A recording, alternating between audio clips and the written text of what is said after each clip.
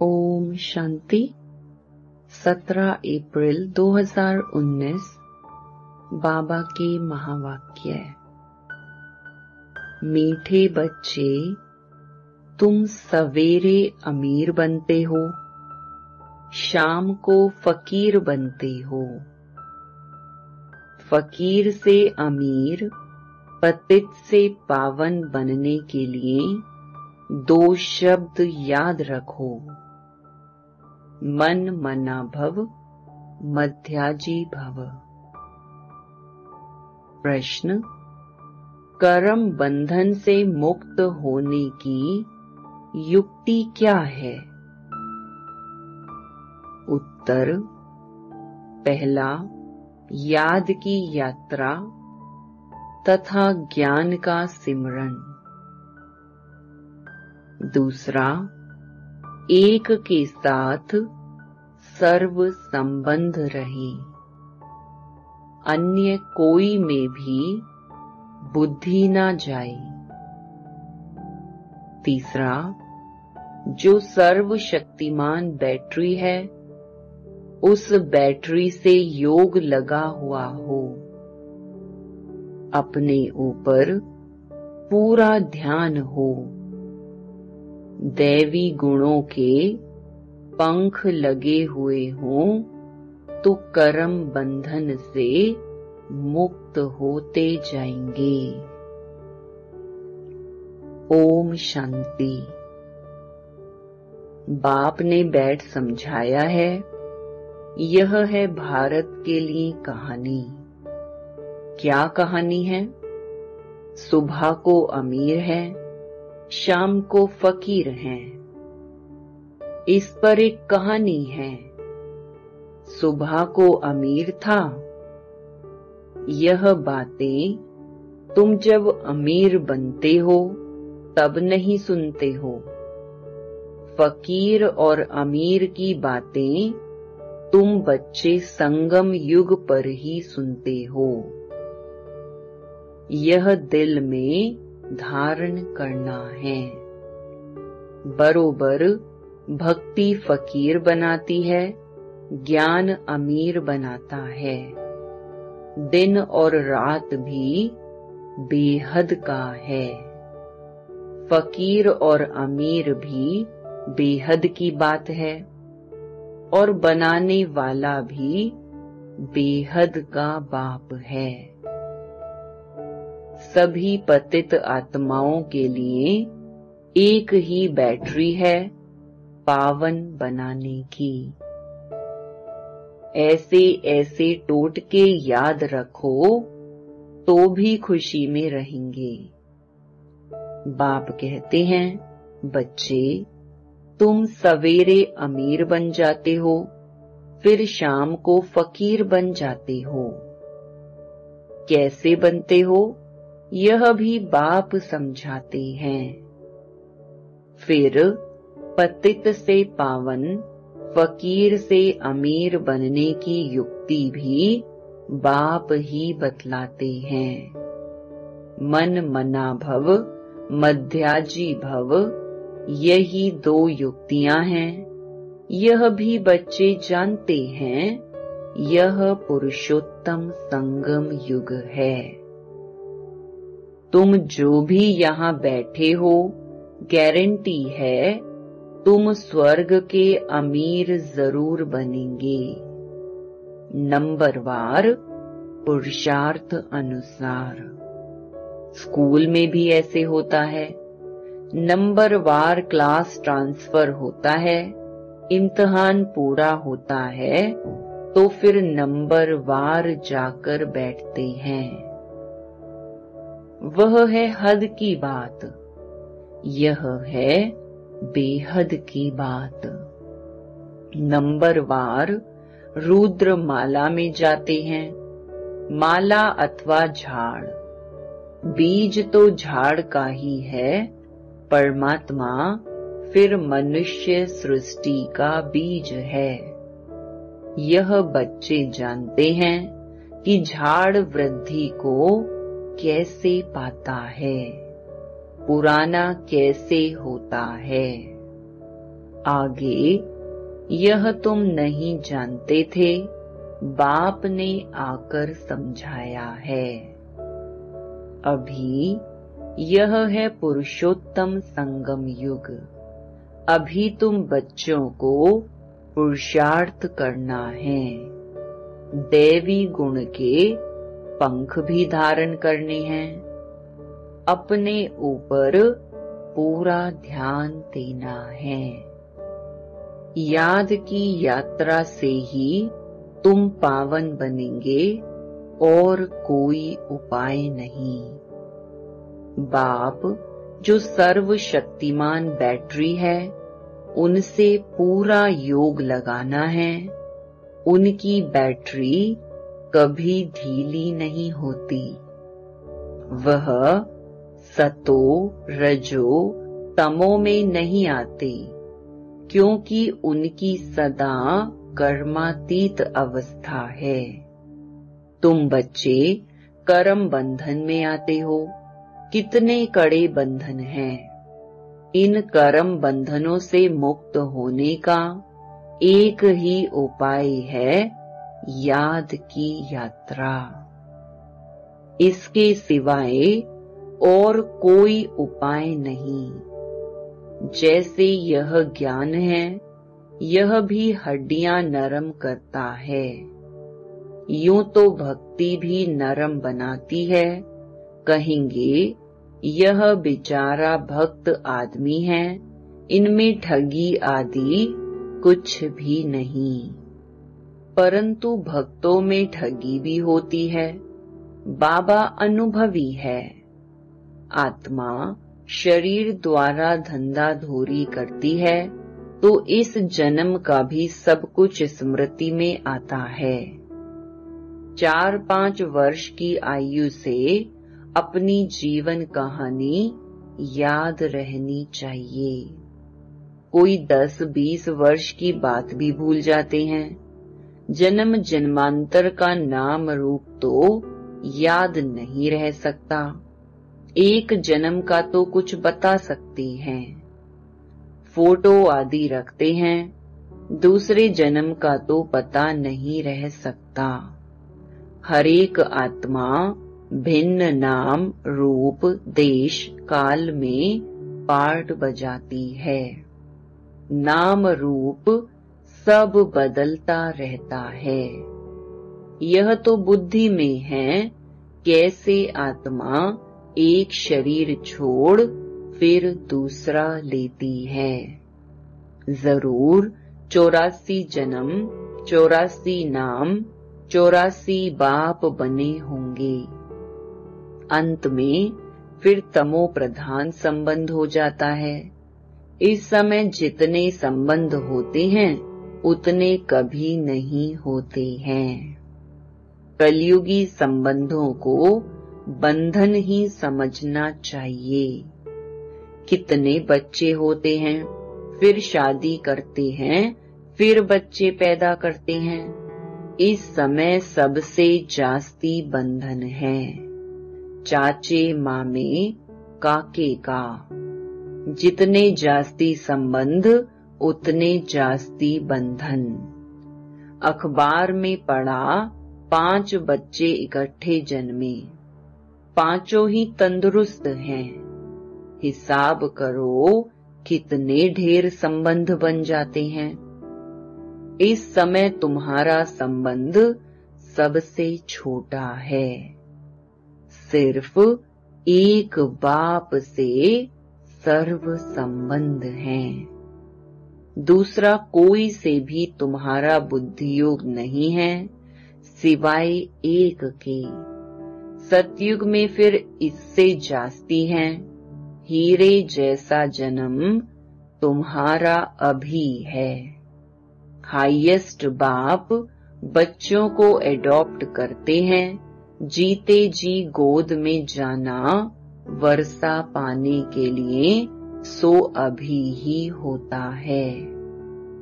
तुम ऐसे बाप की गोद में आए हो जिससे तुमको वर्षा मिलता है। तुम ब्राह्मणों से ऊंच कोई है नहीं। सबका योग एक के साथ है। तुम्हारा आपस में भी कोई संबंध नहीं। बहन भाई का संबंध भी गिरा देता है। संबंध एक से होना चाहिए, यह है नई बात। पवित्र होकर वापस जाना है। ऐसे ऐसे विचार सागर मंथन करने से तुम बहुत रौनक में आएंगे। सतयुगी रौनक और कलयुगी रौनक में रात दिन का फर्क है। भक्ति मार्ग के समय है ही रावण का राज्य।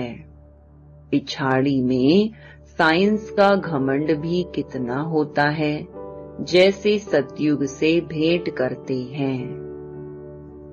एक बच्ची ने समाचार लिखा कि हमने प्रश्न पूछा कि स्वर्ग में हो या नरक में, तो 4-5 ने कहा हम स्वर्ग में हैं। बुद्धि में रात दिन का फर्क पड़ जाता है। कोई समझते हैं हम तो नरक में हैं, फिर उनको समझाना पड़ता है कि स्वर्गवासी बनने चाहते हो। स्वर्ग कौन स्थापन करते हैं? यह बहुत मीठी मीठी बातें हैं। तुम नोट करते हो, परंतु वह कॉपी में ही नोट्स रह जाते हैं, समय पर याद नहीं आते। अब पतित से पावन बनाने वाला परम पिता परमात्मा शिव है। वह कहते हैं, मामेकम याद करो तो पाप कट जाएंगे। याद में कोई तो आमदनी होगी ना। याद की रस्म अब निकली है।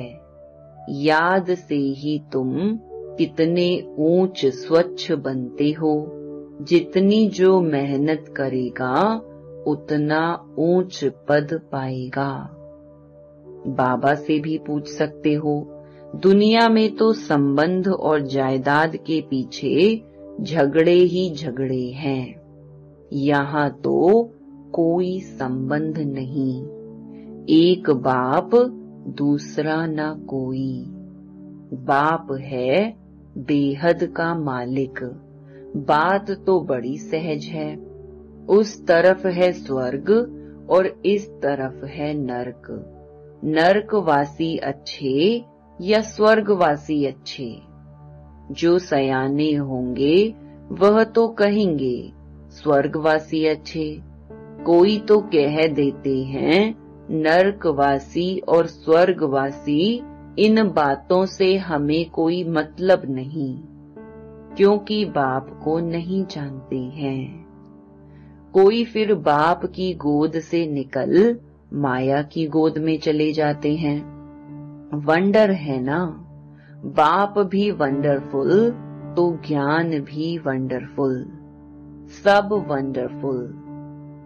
इन वंडर्स को समझने वाला भी ऐसा चाहिए जिसकी बुद्धि इस वंडर में ही लगी रहे।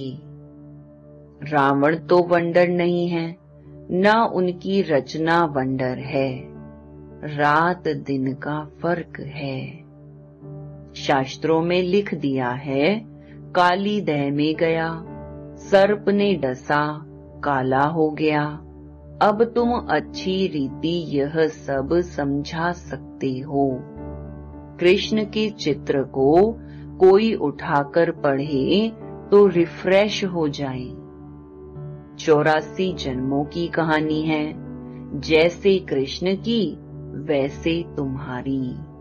स्वर्ग में तो तुम आते हो ना, फिर त्रेता में भी आते रहते हैं, वृद्धि होती रहती है। ऐसे नहीं, त्रेता में जो राजा होते हैं वह त्रेता में ही आएंगे। पढ़े के आगे अनपढ़े को भारी ढोनी पड़ेगी। यह ड्रामा का राज बाबा ही जान सकते हैं। अब तुम जानते हो, तुम्हारे मित्र संबंधी आदि सब नरकवासी हैं। हम पुरुषोत्तम संगम युगी हैं। अब पुरुषोत्तम बन रहे हैं बाहर के रहने और यहाँ 7 रोज आकर रहने में बहुत फर्क पड़ जाता है। हंसों के संग से निकल बगुलों के संग में जाते हैं। बहुत बिगाड़ने वाले भी हैं। बहुत बच्चे मुरली की परवाह नहीं करते हैं। बाप समझाते हैं गफलत नहीं करो। तुमको खुशबूदार फूल बनना है। सिर्फ एक बात ही तुम्हारे लिए काफी है, याद की यात्रा। यहाँ तुमको ब्राह्मणों का ही संग है। कहाँ ऊंचते ऊंच, कहाँ नीच। बच्चे लिखते हैं, बाबा बगुलों के झुंड में हम एक हंस क्या करेंगे। बगुले कांटे लगाते हैं। कितनी मेहनत करनी पड़ती है।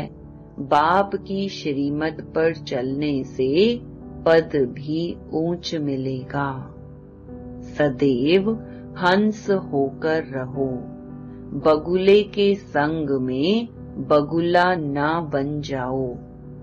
गायन है, आश्चर्यवत सुनंती कथंती भागंती।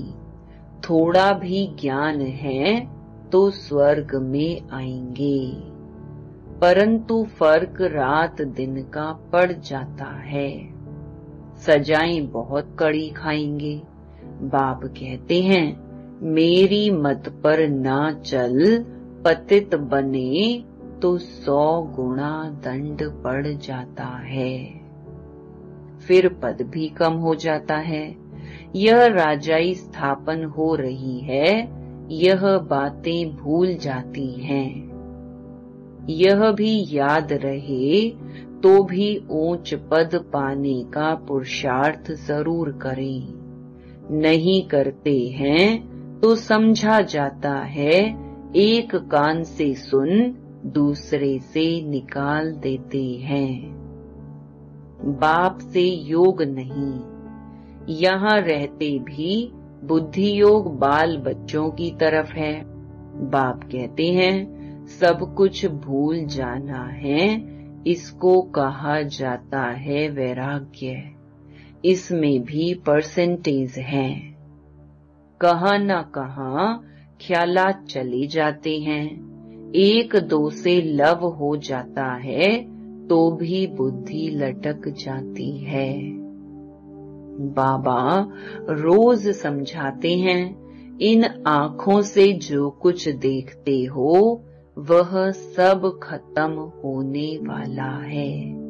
तुम्हारा बुद्धि योग नई दुनिया में रहे और बेहद के संबंधियों से बुद्धि योग रखना है। यह माशूक वंडरफुल है। भक्ति में गाते हैं, आप जब आएंगे तो आपके बिगर हम किसको भी याद नहीं करेंगे। अब मैं आया हूँ तो अब तुमको सब तरफ से बुद्धि योग हटाना पड़ेगा। यह सब कुछ मिट्टी में मिल जाना है। तुम्हारा जैसे मिट्टी के साथ बुद्धि योग है, मेरे साथ बुद्धि योग होगा तो मालिक बन जाएंगे। बाप कितना समझदार बनाते हैं। मनुष्य नहीं जानते कि भक्ति क्या है और ज्ञान क्या है। अब तुमको ज्ञान मिला है, तब तुम भक्ति को भी समझते हो। अब तुमको फीलिंग आती है कि भक्ति में कितना दुख है। मनुष्य भक्ति करते हैं, अपने को बहुत सुखी समझते हैं, फिर भी कहते हैं भगवान आकर फल देंगे। किसको और कैसे फल देंगे वह कुछ भी नहीं समझते। अब तुम जानते हो, बाप भक्ति का फल देने आए हैं। विश्व की राजधानी का फल जिस बाप से मिलता है, वह बाप जो डायरेक्शन देते हैं उस पर चलना पड़े। उनको कहा जाता है ऊंचे ते ऊंची मत। मत मिलती तो सबको है, फिर कोई चल सके कोई चल ना सके। बेहद की बादशाही स्थापन होनी है। तुम अभी समझते हो हम क्या थे, अब हमारी क्या हालत है। माया एकदम खत्म कर देती है। यह तो जैसे मुर्दों की दुनिया है। भक्ति मार्ग में तुम जो कुछ सुनते थे वह सब सत सत करते थे, लेकिन तुम जानते हो कि सच तो एक बाप ही सुनाते हैं। ऐसे बाप को याद करना चाहिए। यहाँ कोई बाहर वाला बैठा हो तो उनको कुछ भी समझ में नहीं आएगा। कहेंगे यह तो पता नहीं क्या सुनाते हैं। सारी दुनिया कहती है परमात्मा सर्वव्यापी है और यह कहते हैं वह हमारा बाप है। कांध से नाना करते रहेंगे। तुम्हारे अंदर से हाँ हाँ निकलती रहेगी, इसलिए नए कोई को अलाउ नहीं किया जाता है। अच्छा, मीठे मीठे सिकिलधे बच्चों प्रति मात पिता बाप दादा का याद प्यार और गुड मॉर्निंग। रूहानी बाप की रूहानी बच्चों को नमस्ते। धारणा के लिए मुख्य सार। पहला, खुशबूदार फूल बनने के लिए संग की बहुत संभाल करनी है। हंसों का संग करना है, हंस होकर रहना है। मुरली में कभी बेपरवाह नहीं बनना है, गफलत नहीं करनी है। दूसरा, कर्म बंधन से मुक्त होने के लिए संगम युग पर अपने सर्व संबंध एक बाप से रखने हैं। आपस में कोई संबंध नहीं रखना है। किसी हद के संबंध में लव रख बुद्धि योग लटकाना नहीं है। एक को ही याद करना है। वरदान, साक्षी स्थिति में स्थित हो परिस्थितियों के खेल को देखने वाले संतोषी आत्मा भव। कैसी भी हिलाने वाली परिस्थिति हो, लेकिन साक्षी स्थिति में स्थित हो जाओ तो अनुभव करेंगे जैसे पपेट शो कठपुतली का खेल है, रियल नहीं है। अपनी शान में रहते हुए खेल को देखो। संगम युग का श्रेष्ठ शान है संतुष्ट मणि बनना व संतोषी होकर रहना। इस शान में रहने वाली आत्मा परेशान नहीं हो सकती। संगम युग पर बाप दादा की विशेष देन संतुष्टता है। स्लोगन, ऐसे खुशनुमा बनो जो मन की खुशी सूरत से स्पष्ट दिखाई दे। ओम शांति।